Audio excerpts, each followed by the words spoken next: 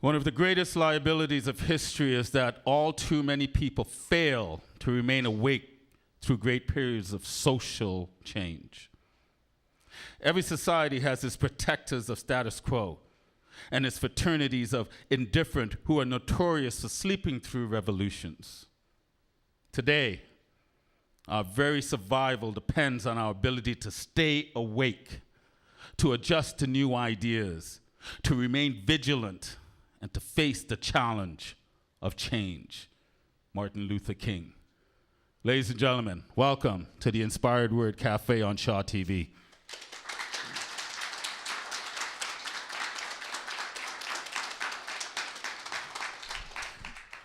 Look at the crowd we have tonight. We have a special friend to IWC in the house tonight. Tonight, we get to hang out with the beautiful and talented and sometimes mouthy students from Studio 9. You know, it's your school. But all kidding aside, I've been going up to Studio 9 now for 3 years, I think. I'm going to bring this lovely teacher out in a sec.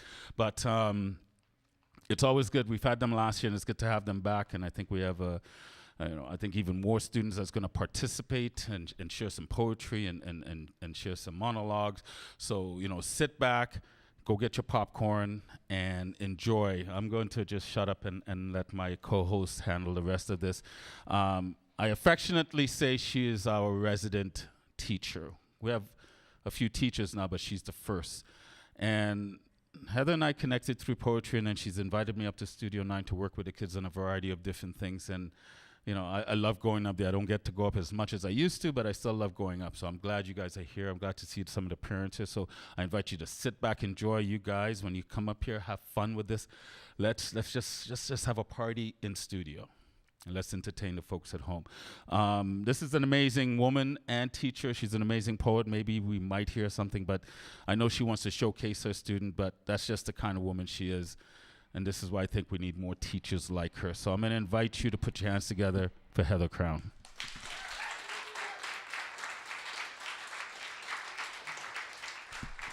My name is Heather Crown. I teach middle school and high school humanities at Studio 9, and I joke and say I started there 5 years on a maternity leave, and I just haven't left yet. Tonight, we're going to showcase some poetry, some monologues, and some stories from an array of different students and different projects that we've been working on at Studio 9. The first set of poetry I'm going to bring up is students who wrote poems on social justice issues. As we came into Canada 150, we wanted to have the students have a voice in what they thought was important. So first up, I'm going to call on Chloe Bishop for her poem on women's rights.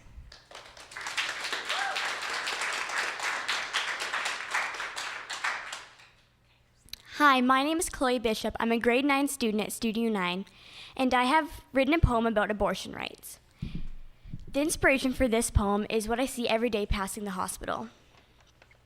Protesters facing off. What makes a life? Is it the act of sperm meeting egg? Is it the first heartbeat you hear at an ultrasound? Or is it the moment when a baby takes its first breath and enters the world? But who are we to say, baby on the way? Until we are in those shoes, we do not have a right to choose for someone else besides ourselves.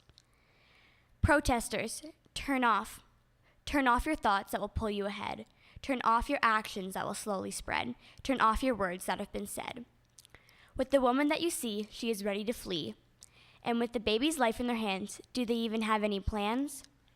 We don't need to tell them that their choice is dumb. Protesters, facing off, turn off, knock it off, back off. Thank you.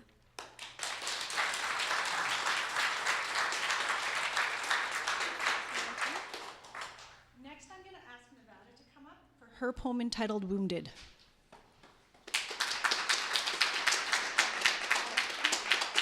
Hello, I'm Nevada Netherton. I'm a grade 9 student at Studio 9, and this is my poem about relationship abuse, and this was based off of a true story. There's a heart-wrenching sight that you might not see, the toxic gaze of soulless eyes that have spilled tears of despair that dampens the mask that victims are obligated to bear. There's a tone society doesn't hear, the fragmented pitch of a human life begging for aid while they are just overlooked as they're paid in insanity.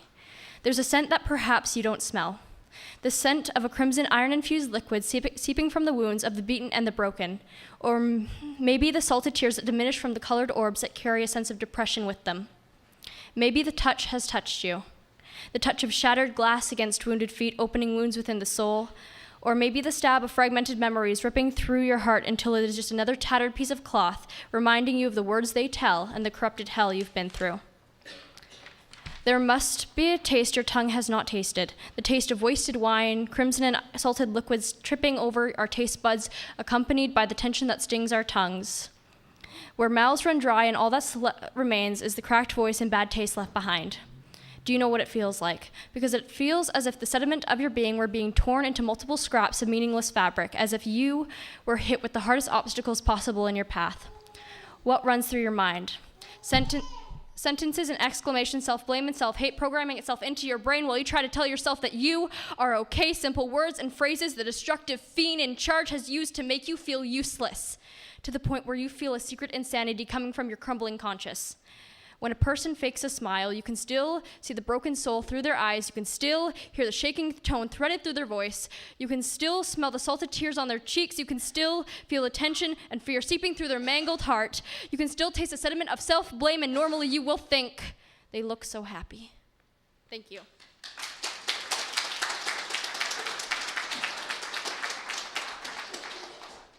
Thank you, Nevada. I'm now going to ask Ava and Harmony to come up and recite their poem, I Am a Girl.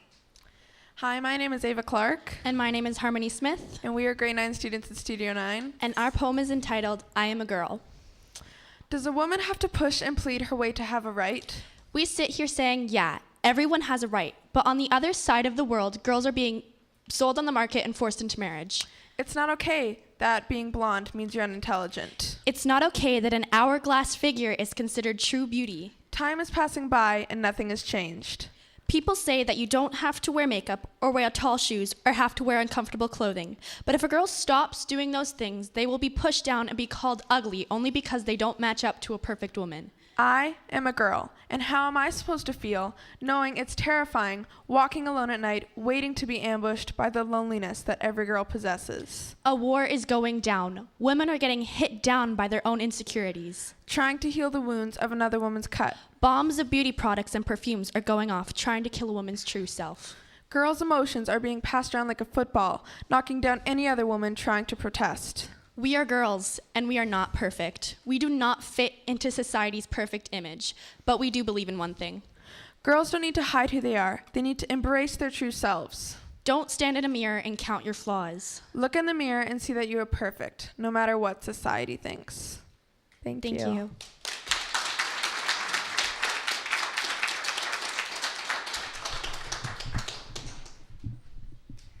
Next, I'm going to ask Liel Shapiro to come up and recite her poem on gender limitations. Our past history reflects on the future that comes within the limitations of the present. In the past, it was believed to be true that women were inferior to men. Women were the gatherers, men were the hunters. Women stayed at home, men got jobs. Men were right, women were wrong. Men were strong and women were weak. If you think we've come a long way, just listen. The limitations of the present. A man wouldn't understand. I won't work for a woman. Oh, be a man. Is it your time of the month again? He's, artistic. Wait, you don't like sports? Why don't you just get back to the kitchen? Madame CEO, can you please get me a coffee? In the present, it is believed to be true that we are equal and much has changed, but it really hasn't. Women are mothers, men are CEOs. The homecoming queen and the quarterback, the social butterfly and the little scholar. In the future, I believe it to be true that men and women can truly be equal. Women can be business owners, men can be artistic. The female quarterback and the male ballerina, and gender limitations would not exist.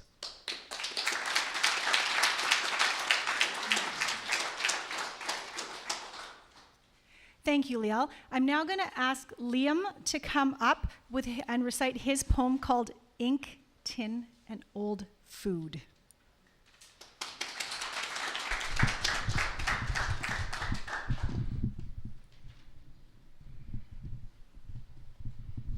think that's good.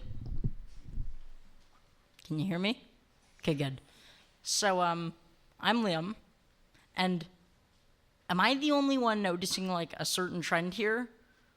Most of the previous presenters have mentioned that they're from Studio 9. I can almost guarantee that everybody is. Just saying.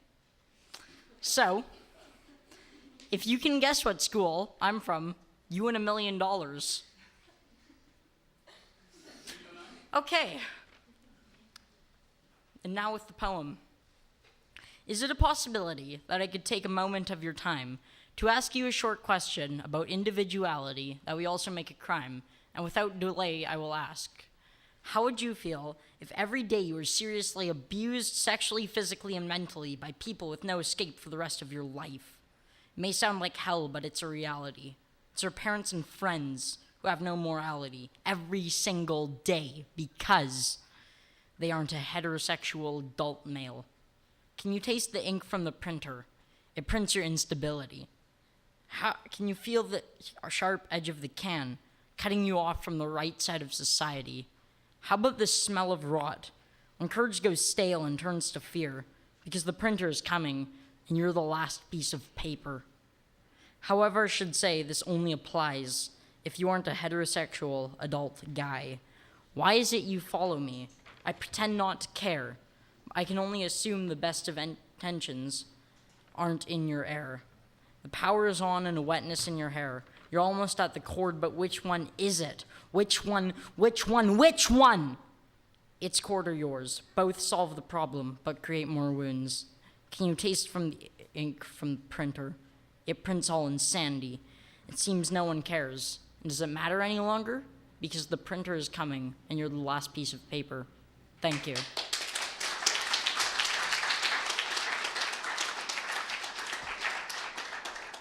Each and every time I hear these poems, I get goosebumps all over again.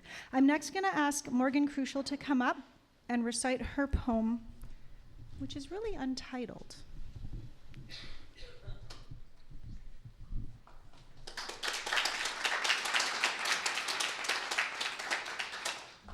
Hello, my name is Kaya Morgan Crucial, and I will be sharing my untitled poem.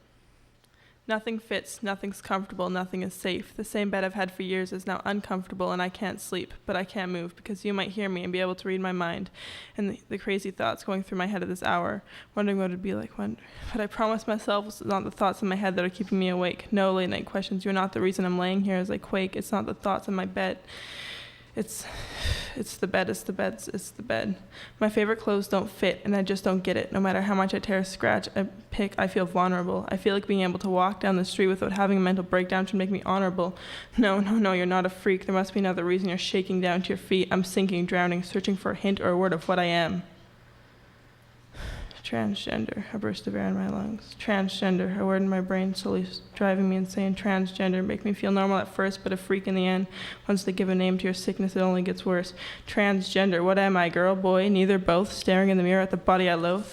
Transgender, no, I can't tell you what's wrong. You always say you love me for me, so why even bother telling you who I want to be? Transgender, a word I've fallen in something with. Love, hate, a denial of fate. Transgender, a seed planted in my head that has grown into a dream of one day being able to say, hello, I am transgender. And no, that does not mean I'm confused. And no, that does not mean you can beat me up in alleyways. And no, that does not mean I'm just butch or hella gay. And no, that does not mean I'm any less human than you. I'm no less human than you are. Transgender, just a dream that might one day be a reality.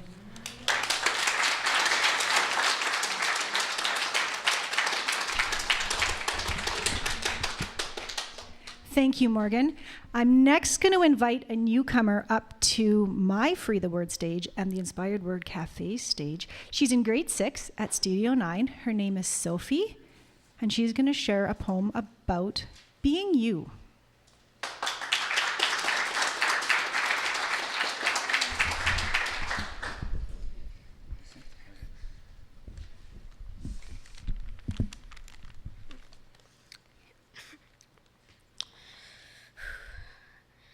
I sit on the tree, wondering who I should be, because we all are different. Short, tall, no one really has it all.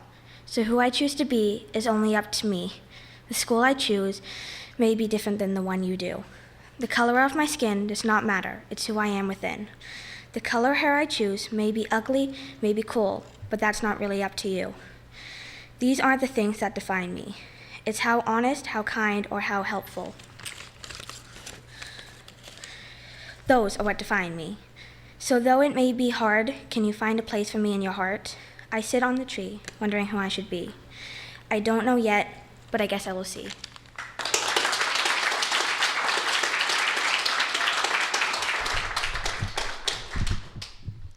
Thank you, Sophie. I'm now going to bring a veteran to the stage. Her name is Alex, and she is doing a poem on poverty.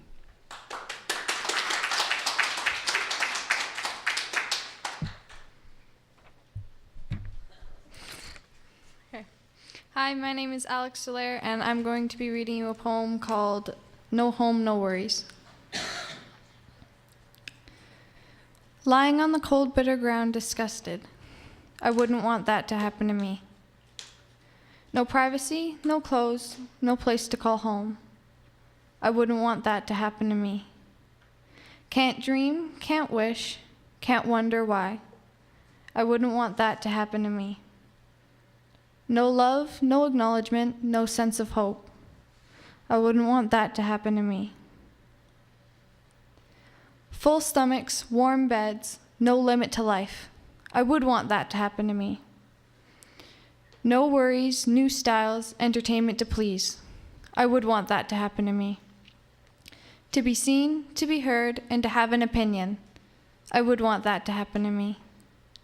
Family reunions, wild parties, and unconditional love. I would want that to happen to me. When will it happen to me? Thank you. Now, welcome back to the show. And did you enjoy that performance? Yeah? So thank you, Ms. Crown, for coming once again with your students from Studio 9. Thank you for inviting us again. And then we have a student with you, Maddie. So this is the fun part of the show where we do an interview. And I'm going to try and get away from the traditional questions. If you had mac and cheese, do you want the white cheese or the yellow cheese? Who cares? How long have you been teaching at Studio 9? I've been teaching there since February 2012. I remember it fondly. As I said, I came to cover a maternity leave, and they haven't let me go since. That's a long maternity leave. It was a very long maternity leave. Oh, good. But obviously you enjoy it. I love my job. I am very fortunate. I get to get up every day and go do something I love, and I love working with my students. Yeah, so do I. I get to go up to Studio 9 every so often and hang out with the kids and pretend I'm some poet and teach them stuff about presentation. But it's funny watching them tonight.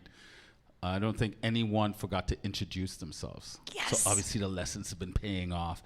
And when we have this young lady here who I met when I was 12 or something like that, shy, didn't want to talk. And now, didn't you win some award just recently or some? Tell us.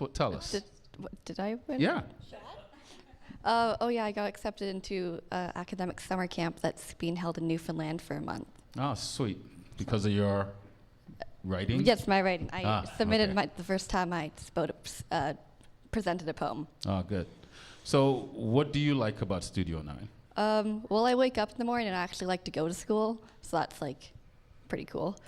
I would think, yeah. Yeah. You're really free to do what you want to do and what works for you. Right. So it's just really fun. Yeah. Outside of poetry and story writing, do you think the school has helped you come out of your shell, come out of your bubble? Absolutely. When I first came to the school, I was dressing in my dad's clothes and not speaking to anyone and hiding my eyes. And now I'm just kind of out here being annoying and stuff. So. Being annoying. Maddie comes out and be annoying. She comes out to the open mic show and you're what, 16 now? Yeah. And hangs out with the big poets and blows people away. So, to watch her, the transformation from being the shy kid that did not want to speak to now still being nervous, but not letting it control you. It's pretty amazing. So I'm going to try and do a little rapid. Anyway, before we get to the fun question, this is the serious part of the interview. Kind of play Oprah. Look under your seats. No, I'm not going to do that. If a parent was to come to you and say, why Studio 9? Why should I send my child to school? What would you tell them? I would tell them Studio 9 is a place where a student can feel comfortable being themselves. At Studio 9, we allow students to excel in any number of ways. We push students to go outside of their box. Some of the students you see tonight came up to me at lunchtime and said, oh my God, I don't think I can do this. I said, well, guess what? If you stand up there, and I think you said it earlier, if you throw up off stage and not on stage, you've made a step forward. So we're each particular student, we're looking for them to move a little bit forward, a little bit at a time, and just become a little bit better Maddie or a little bit better Nevada, just a little bit at a time. I think the adults can learn a lot from these young people, because there's a lot of adults that are stuck in their box and won't step out of their comfort level. So every time I go to Studio 9, I see students that do that. So, Maddie's just an example of what exists at this school. So if you had to choose between yellow cheese and white cheese for mac and cheese, what do you choose? I'm allergic to dairy.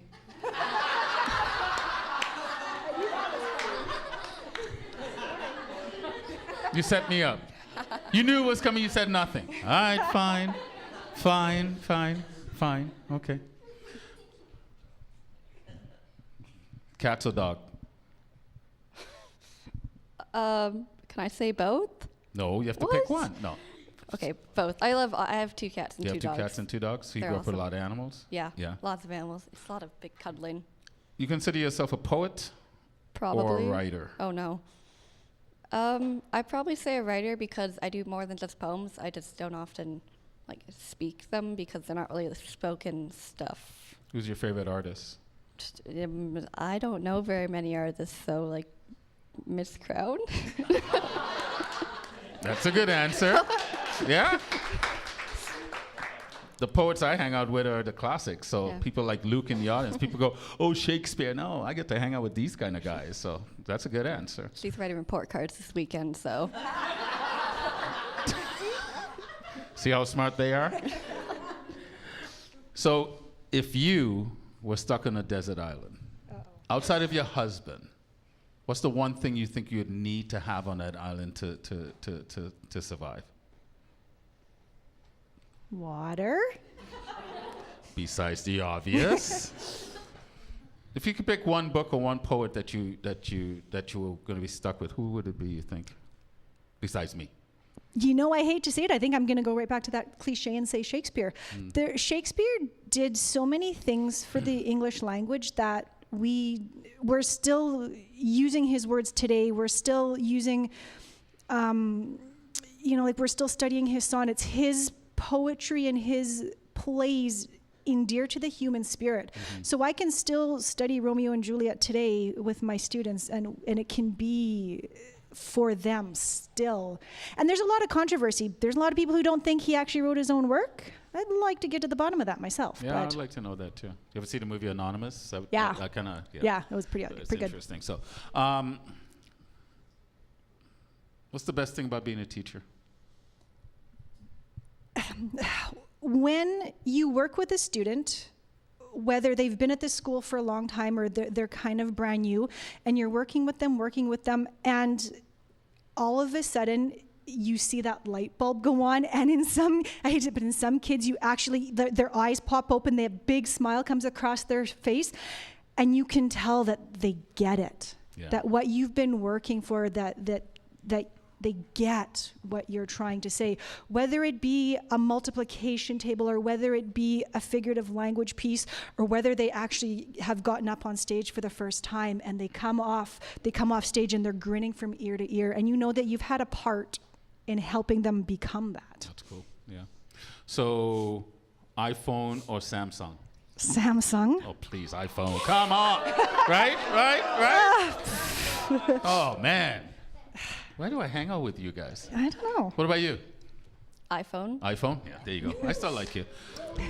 If you could be any vegetable, which one would you be? I've actually thought about this question because I've come here a bunch over the past couple of weeks.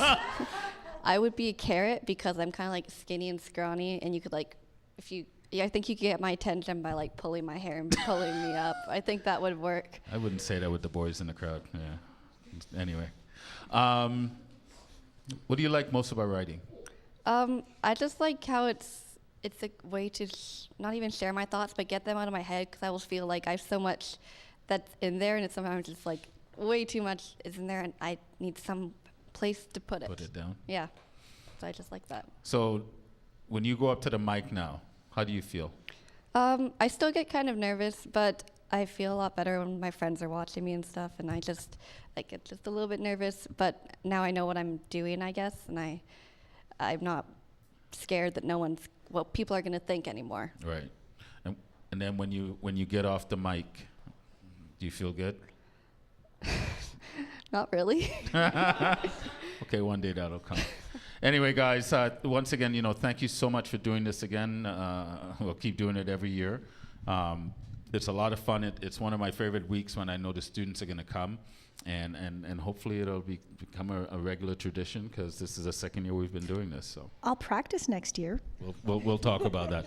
Anyway, guys, thank you so much for being here. Thank you for supporting the Inspired Word Cafe. You can find us at www.inspiredwordcafe.com, on Facebook, The Inspired Word Cafe, on YouTube, The Inspired Word Cafe, and on Instagram, The Inspired Word Cafe. But thank you so much for supporting us. Thank you for Shaw TV, Okanagan, for doing this. And get home safe. We love you all. Peace.